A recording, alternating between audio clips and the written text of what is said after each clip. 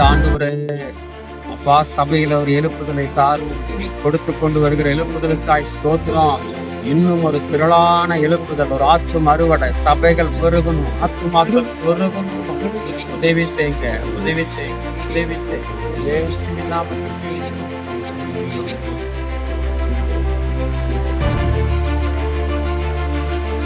நோவா,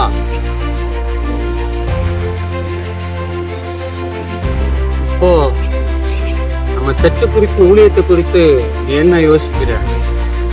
பத்தி நான் என்ன யோசிக்கிறேன்னா, உண்மையை சொல்ல போனா சமீப நாட்களா ஆண்டவர் நம்மளுடைய சர்ச்சை வேற லெவல்ல ஆண்டவர் உருவாக்கிட்டு இருக்கிறோம்.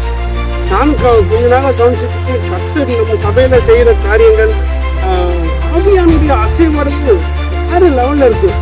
எனக்கு ரொம்ப ஆச்சரியமா போச்சு. போன மாசத்துல தான் நீ கொடுத்த ஒரு செய்தி, அப்போ என்னுடைய ஆராதனை ரொம்ப ஏன் இருந்துட்டு உடச்சு நான் இன்னும் பலப்படுறதுக்கு எனக்கு ரொம்ப பிரயோஜனமா இருந்துச்சு. நான் அன்னைக்கும் தேங்க்ஸ் சொல்றது வேற லெவல்ல இருந்துச்சு. அந்த ஜனங்க நிறைய பேர் கூட சொன்னாங்க, சக்தியோட செய்தி ரொம்ப சூப்பரா இருந்துச்சு, வருஷம் வேற லெவலுக்கு சொன்னாங்க. நான் ஆண்டவருக்கு அப்படியே மகிமைப்படுத்தினேன், கர்த்தர் நாமமே மகிமைப்படுத்த சொல்லி ரொம்ப சந்தோஷப்பட்டது. ஆனா அது உண்மைதான், எனக்கு அது நல்லா தெரியுது, ஆவியானுடைய அசைவோடு நல்லா தெரியுது. ஆனா என் இருதயத்துல என்ன, நம்ம ரெண்டு பேரும் இவ்வளவு தூரம் ஒரு மனதோட ஒன்னா உட்கார்ந்து ஜெபம் பண்ணி நீ கொடுக்குற சில ஐடியாஸ், ஆண்டவர் உன் மூலமா கொடுக்குற சில நல்ல ஆலோசனைகள், சில திட்டங்கள், அதை எல்லாத்தையும் நம்ம ரெண்டு பேரும் சேர்ந்து செய்யும் போது சபை நல்லா குரோத் ஆகுறதுனால பார்க்க முடியுது. ஆராதனையிலையும் சரி, ஊழியங்களையும் சரி, நல்ல ஒரு வளர்ச்சி, மனசுக்கு ஒரு பரிபூரணம் இருக்குது. ஏதோ ஆண்டவருக்காக நம்ம ஏதோ ஒன்று பண்ணிட்டு இருக்கிறோன்ற ஒரு மன நிறைவு இருக்குது. அதே மாதிரி சர்ச்சில் ஆத்துமாக்களுடைய எண்ணிக்கையும் முன்ன விட இப்ப கொஞ்சம் அதிகமா இருக்கிறது என்னால பார்க்க முடியுது. நிறைய பேர் வந்துட்டே தான் இருக்கு. அதனால எந்த ஒரு சூழ்நிலையிலையும் நம்ம இந்த ஜெபத்தையும் இந்த ஒரு மனதையும் விடாம ஒரு மனதோட கூட நம்ம ஊழியத்தை செய்யும் போது கட்டாயம் ஒரு பெரிய வளர்ச்சி வரும்னு நான் எதிர்பார்க்கிறேன். இது தவிர நம்மளுக்கு வேற என்ன வேணும்? ஆண்டவர் நம்மளுக்கு நல்ல ஐக்கியத்தை கொடுத்துருக்கிறாரு. நம்ம ரெண்டு பேரும் இணைஞ்சு செய்யறதுதான் தேவனுடைய விருப்பம் நான் நினைக்கிறேன். உண்மையா அப்படிதான் ஆண்டவர் நடத்துறாரு. ஒரு பெரிய அறுவடையை நம்ம பார்ப்போம். இன்னும் கர்த்தருக்கான பெரிய காரியங்களை செய்ய ஆண்டவர் நம்மளை பயன்படுத்துது. ஏன்னா நான் நிறைய நேரம் சோர்ந்து போன நேரத்துல உன்னுடைய வார்த்தைகள் தான் உற்சாகப்படுத்துது. ஊழியத்துல வந்து சில நேரத்துல என்னடா அப்படின்னு யோசிக்கிறப்போ நீ எனக்காக ஜெபிக்கிற ஜெபம், நீ என் கூட இருந்து வசனத்தை சொல்லி என்ன ஆறுதல் படுத்துறது, இதெல்லாம் நிறைய நேரம் என்ன பலப்படுத்துது. ஆக மொத்தம் ஆவியானவர் வந்து நம்மளை கொண்டு ஏதோ ஒன்று செய்ய திட்டம் வைத்திருக்கிறார். அதனால அந்த திட்டத்தை நிறைவேற்றுவதற்கு ஆதி அப்போஸ்தலரை போல ஒரு மனமும் ஐக்கியமும் ஜெபத்திலையும் கடைசி வரைக்கும் நிலைச்சிருந்தா கட்டாயம் கர்த்தர் நம்மளை கொண்டு பெரிய காரியத்தை செய்வார்னு இருதயத்தில் ஆவியானவர் யாவராரு. நானும் அதுதான் நம்புறேன். நம்ம ரெண்டு பேரை கொண்டு கர்த்தர் பெரிய காரியங்களை செய்வார். இணைந்து செயல்படுவோம். ஆவியானவர் நாம மகிமைப்படுறோம். ஐயா, உங்க நல்லதுக்காக சொல்றேங்க ஐயா. எனக்கு என்னமோ சர்ச்சில் நடக்கிறதெல்லாம் பார்த்தா ஒரு மாதிரி தெரியுது. ஏன்னா எப்ப பார்த்தாலும் எல்லாருமே அந்த சக்திவேல் பாஸ்டர் தான் ரொம்ப முக்கியத்துவப்படுத்துறாங்க. வர வர உங்களுக்கு கொஞ்சம் மரியாதை கம்மியாயிட்டே இருக்குது. அவர் பண்ற பிரசங்கம் தான் நல்லா இருக்குதுன்றாங்க, அவர் பண்ற ஆராதனை தான் நல்லா இருக்குதுன்றாங்க. அவர் மாத்திரம்தான் ரொம்ப எல்லாருக்கிட்டையும் நல்லா அன்பா பேசுற மாதிரி நான் மட்டும் சொல்லலையா, சர்ச்சில் இருக்கிற நிறைய பேர் அப்படிதான் சொல்றாங்க. ஆனா நீங்க இதுக்காக எவ்வளவு கஷ்டப்பட்டு இருக்கிறீங்க, நீங்களும் இதுக்காக எவ்வளவோ தூரம் பிரயாசப்பட்டு இந்த ஊழியத்தை நீங்க இவ்வளவு தூரம் கொண்டு வந்திருக்கிறீங்க. ஆனா இப்ப வர வர பார்த்தா வேற மாதிரி தெரியுதுங்க ஐயா. தயவு செய்து நீங்க கொஞ்சம் யோசனை பண்ணுங்க ஐயா. இப்படியே விட்டீங்கன்னு வைங்களேன், அப்புறம் சபை வந்து உங்களுக்கு இல்லாம போயிரும். நீங்க ஏதோ பேருக்கு சர்ச்சில் இருக்கிற மாதிரி இருக்கும், உங்களுக்கு பேரே வராதுங்க ஐயா. எல்லா பேரும் எல்லா புகழ்ச்சியும் அவருக்கு மட்டும்தான் போகுங்க ஐயா. தயவு செய்து நீங்க பார்த்து யோசனை பண்ணுங்க ஐயா. உங்க நல்லதுக்காக நான் சொல்றேன். என்னடா இவன் இப்படி சொல்றானே அப்படின்னு நீங்க தப்பா நினைக்காதீங்க. உங்களுக்காகவும் நீங்க நல்லா இருக்கணும்ன்ற ஒரு நல்ல எண்ணத்துல மட்டும்தான் சொல்றேங்க ஐயா. இதுக்கப்புறம் நீங்க பார்த்து யோசனை பண்ணிக்கோங்க ஐயா.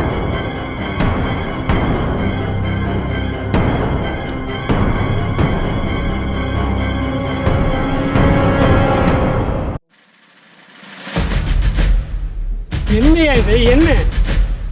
சோ அவங்கள நினைச்சாலே எனக்கு கடுப்பா வருது. எல்லாரும் அவன் முன்னாடியே போறாங்க. அவன் அளவுக்கு மேல வரக்கு எல்லாரும் அறிமுகமாக இருக்கு. நான் தான் காரணமா இருந்தேன். நான் தான் எல்லாமே சொல்லி கொடுத்தேன். என்கிட்ட இருந்து ஐடியா வாங்கி எல்லா பேரும் இப்ப அவனுக்கு எனக்கு ஒண்ணுமே இல்லை. எனக்கு ஒண்ணுமே இல்லை. எல்லாமே அவனுக்கு தான். வொர்ஷிப் பண்றது எப்படி, செய்தி கொடுக்கிறது எப்படி, பைபிள் வாசிக்கிறது அவனுக்கு நான் தான் சொல்லி கொடுத்தேன். இன்னைக்கு என்றான அத்தனை பேரும் அவன் பின்னாடி போயிட்டு என்னை ஒருத்த கூட என்னை மதிக்கிறது இல்லை. எனக்கு ஒரு பேருமே ஒரு பகல் நான் அது டம்மி இருக்க மாதிரி இருக்கு. இப்படியே விட்டுருக்கோம்னு ஆகாதுடா.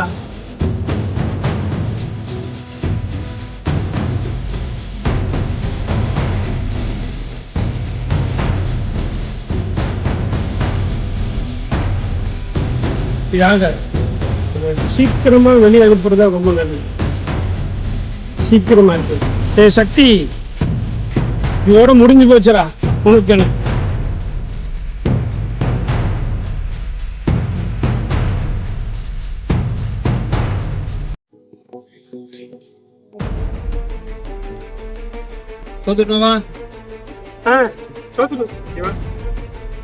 சூப்பரான ஒரு இடத்துக்கு கூப்பிட்டு வந்திருக்கிறீங்க. நல்ல ஜோமான்லாம் மாதிரி தெரியுது. கண்டிப்பா ஜோம் பண்ணலாம். ஆனா ஒரு காரியம் பேசணும். சொல்லுவா. ஆண்டவர் ஏதாவது தரிசனங்கள் ஊழியத்தை குறித்து ஒரு பாரத்தை கொடுத்திருக்காரா? ரொம்ப நிறைய காரியங்கள் பேசிட்டே இருக்காரு. நேற்றுக்கு ஆவியானவர் ஒரு காரியம் சொன்னாரு.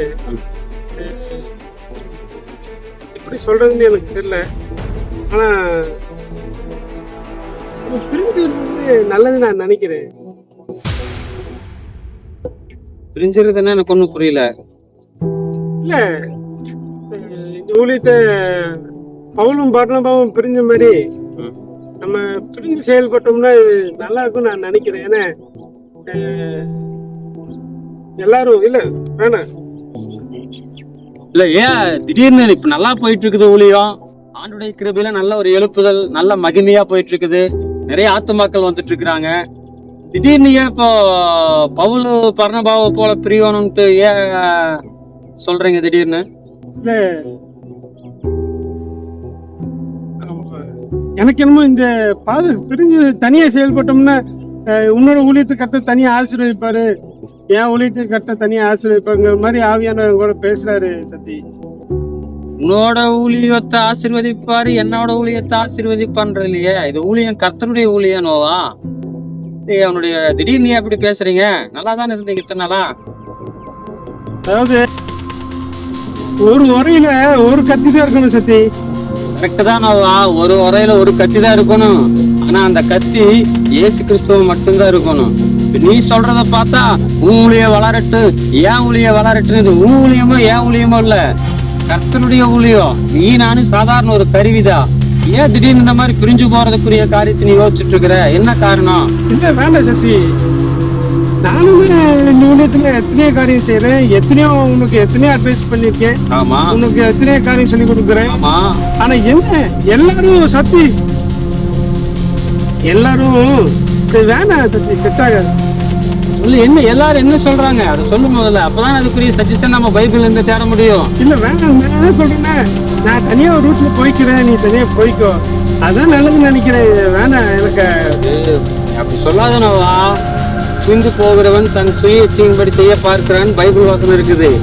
நீ ஏன் அப்படி திடீர்னு புரிஞ்சு போகும் நீ ஏன் நினைக்கிற? என்ன காரணம் அதை சொல்லு. காரணம் சரியா இருந்துச்சுன்னா கட்டாயமா பவுல் பர்னபா பிரிஞ்சு மாதிரி தாராளமா நம்ம பிரிஞ்சு ஊழியம் செய்யலாம். என்ன காரணம்? இல்லப்பா, என்னன்னா யாரு கேட்டாலும் நானும் எத்தனையோ செய்தி கொடுக்குறேன், எத்தனையோ வொர்ஷிப் பண்றேன். சரி, எவனை பார்த்தாலும் சத்தி சத்தின்னு இருக்கான். என்னால அது ஏத்துக்க முடியல, என் மனசு ஏத்துக்க முடியல. அத்தனை ஐடியா கொடுக்குறதுன்னா அத்தனை காரியம் செய்யணும். உனக்கு எத்தனையோ காரியம் சொல்லி கொடுத்தேன் நாங்க. ஆனா உனக்காக எத்தனையோ நான் ஜெபம் பண்ணிருக்கேன். ஆண்டவனை பயன்படுத்தணும். உன்னுடைய ஜெபமும் உன்னுடைய ஆலோசனை நிறைய இருக்குது. எனக்கு ஒண்ணும் இல்லையே, எனக்கு ஒரு பேரும் இல்லையே, ஒருத்தன் கூட நீ சொல்ல மாட்டேங்கிறானே. எல்லாம் உண்மைதான் சொல்லிட்டு இருக்கான். இப்படியே போயிட்டு நினைச்சுக்கோ, நாளைக்கு எனக்கு ஒண்ணு இருக்காது, என் குடும்பம் ஒண்ணு இருக்காது, என் பிள்ளைகளுக்கு ஒண்ணு இருக்காது. எனக்கு இதுல விருப்பமே இல்லை. பேர் வரலன்றதுதான் பிரச்சனை. ஆமா ஆமா,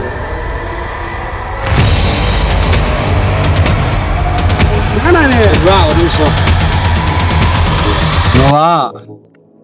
நமக்கு பேர் வரணும்ன்றது முக்கியமே இல்லை. நல்ல ஒரு காரியத்தை புரிஞ்சுக்கோ. பைபிள் என்ன சொல்லுதுன்னா, நீங்கள் எதை செய்தாலும் அதை மனுஷருக்கென்று செய்யாமல் கர்த்தருக்கென்று செய்யுங்களதான் பைபிள் வசனம் சொல்லுது.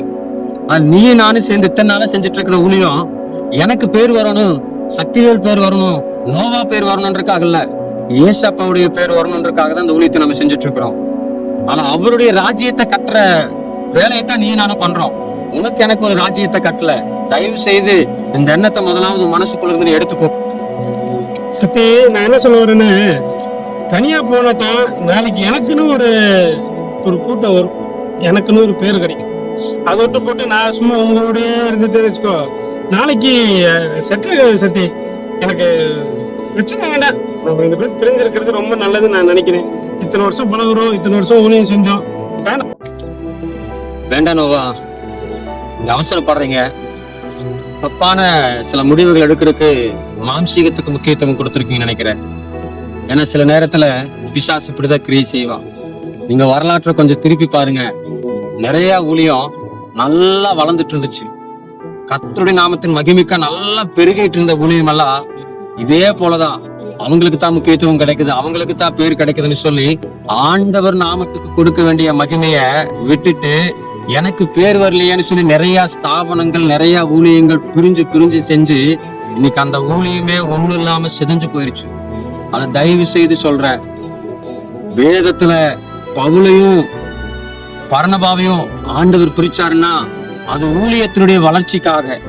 ஆனா இப்ப நீ பிரிஞ்சு போக நினைக்கிறிய, இது ஊழியத்தினுடைய வளர்ச்சிக்காக ஆதியானவர் சொன்ன ஆலோசனை இல்ல, ஊழியத்தை கெடுக்கிறதுக்காக பிசாசு சொல்ற ஆலோசனை.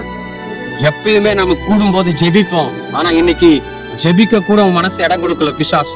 காரணம், எங்கடா ஜெபிச்சா இவனுக்குள்ள ஒரு மனம் வந்துடும், ஐக்கியம் வந்துடும், திரும்ப ஊழியத்தை கட்ட ஆரம்பிச்சிருவாங்கன்னு. இன்னைக்கு சபையில ஊழிய வல்லமையா போயிட்டு இருக்குது. அநேக ஆத்துமாக்கள் வர்றாங்க, பெரிய டெலிவரன்ஸ் நடக்குது, நிறைய ரட்சிப்பு நடக்குது. பிசாசுக்கு கோபம். அதனாலதான் இன்னைக்கு உன் இருதயத்துல ஒரு தப்பான விதைய தூவி இருக்கிறான். உனக்கு பேர் கிடைக்கல, சக்திவேலுக்கு தான் பேர் கிடைக்குதுன்னு. ஆனா ஒரு காரியத்தை ஞாபகம் வச்சுக்கோ, எனக்கோ உனக்கோ பேர் இல்ல, ஏசப்பா பேர். எல்லாரும் ஏசப்பா மெய்யான தெய்வம், ஏசப்பா தான் அந்த காரியத்தை செய்யறாருன்ற ஒரு வல்லமையான காரியத்தை கர்த்தர் செஞ்சுட்டு இருக்கிறார். தயவு செய்து பிசாசனுடைய இந்த எண்ணத்தை தூக்கி வெளியே போடும். நம்ம நோக்கம் எல்லாம் ஆண்டு நாம மகிமைப்படும், அவ்வளவுதான். அதுக்கு நீ நானும் ஒரு கருவிதான், ஒரு சாதாரண கருவி. நம்ம கிட்ட எதுவுமே இல்லை. நம்ம ஜெபிக்கிறோம், ஒரு மனதோடு காரியத்தை செய்யறோம், கர்த்தர் காரியங்களை கொண்டு வர்றாரு. அதனால மனுஷ புகழுகிறது முக்கியமே இல்லையா. வசனம் என்ன சொல்லுது? மனுஷரால் புகழப்படுகிறவன் உத்தமன் அல்ல, கர்த்தரால் புகழப்படுகிறவனே உத்தமன்னு சொல்லுது. இந்த ஜனங்க இப்படிதான் சில நேரத்துல இந்த மாதிரி தப்பான சில காரியங்களை சொல்லி மனசுல பிரிவினை உருவாக்கி விட்டுருவாங்க. ஆனா ஆண்டவருக்கு தெரியல. உன் ஜெபம் கர்த்தருக்கு தெரியும், நீ கொடுக்குற ஆலோசனை கர்த்தருக்கு தெரியும். இந்த ஊழியத்துக்காக இரவு பகலா நீ ஜெபம் பண்ணிருக்கிற ஆண்டவருக்கு தெரியும். மனுஷங்க புகழலன்னா என்ன? கர்த்தர் உனக்காக பரலோகத்துல ஒரு பெரிய கிரீடத்தை ஆயத்தப்படுத்துறாரு. உனக்கு அங்க மகிமை இருக்குது, அங்க பேர் இருக்கு, அங்க புகழ் இருக்குது. பூமிக்குரிய காரியத்தை தயவு செய்து தேடாதனோவா. இந்த எண்ணம் வந்துருச்சுன்னா இந்த ஊழியம் ஒண்ணு இல்லாம போயிடும், வாழ்க்கை ஒண்ணு இல்லாம போயிடும். நீ பிரிஞ்சு போறது முக்கியம் இல்ல. செழுமைய பார்த்துட்டு பேருக்காக புகழுக்காக ஓடுனா கடைசியில அழிவு வரும் பொழுது நீயும் நான் அதை சகித்துக் கொள்ள முடியாது. தேவராஜ்ய கட்டப்பட வேண்டிய அந்த ஊழியம் இடிக்கப்பட்டு போயிடும். தயவு செய்து இருதயத்தை மாத்திக்கணும்.